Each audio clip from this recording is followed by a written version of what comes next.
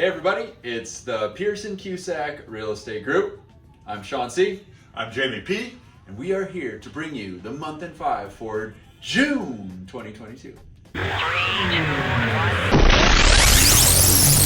Hey Beeman Park, here are the numbers for June.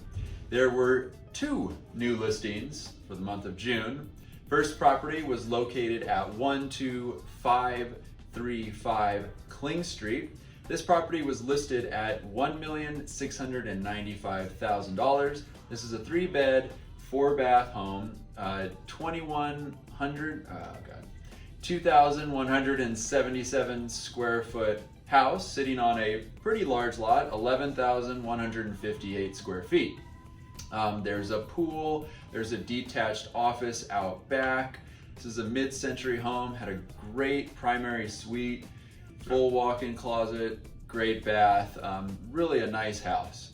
The second house was at 12517 Hortense Street.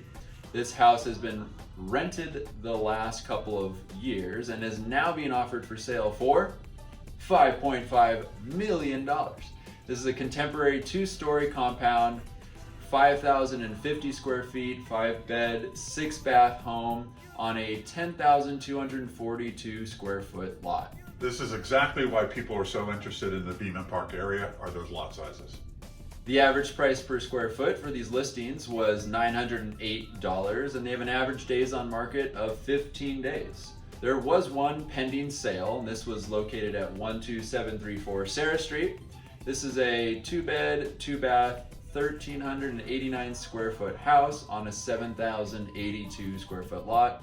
This was in need of upgrades. We went through the property. It did have an asking price that was $1,599,000 or $1,151 a square foot. And it took 20 days on the market to sell, and I think that's a very good thing to know because that property needed work, but it shows the desirability of Beeman Park. Yeah. The closed sale was at 4442 Beeman Avenue. This actually never hit the open market, so an off-market sale. The home was directly across from Beeman Park. This was a 2-bed, 2-bath traditional home, 1,698 square feet on a 7,200 square foot lot. It sold for an amazing $971 a foot. It's a great price. So in Studio City, there were 14 new listings in June. That was down about 26% in May. They were priced between $1,295,000 and $6,495,000, which is an average price per square foot of $972 a square foot, which is up 15% from May. Studio City had 10 pending sales. The average days on the market was 37, so pretty decent. The average price per square foot was $945 a square foot. And that was pretty in line with May. There were 4 closed escrows. The average days on market for those escrows was 10.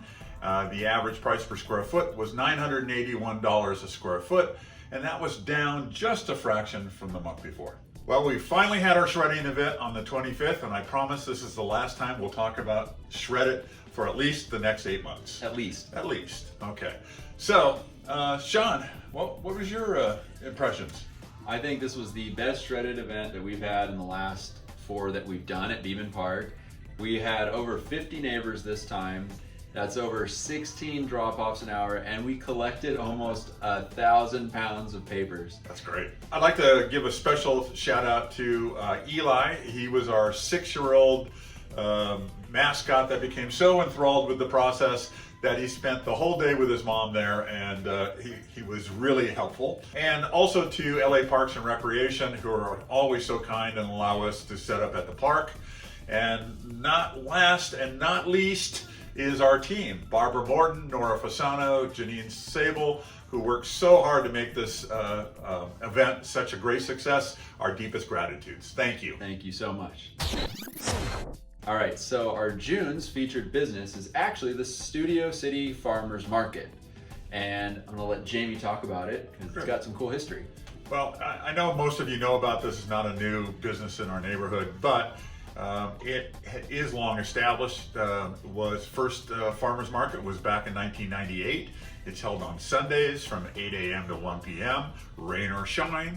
And what I thought was really amazing, and I didn't know this, what the Studio City Farmers Market is a nonprofit, and all the proceeds after expenses are donated back to the community.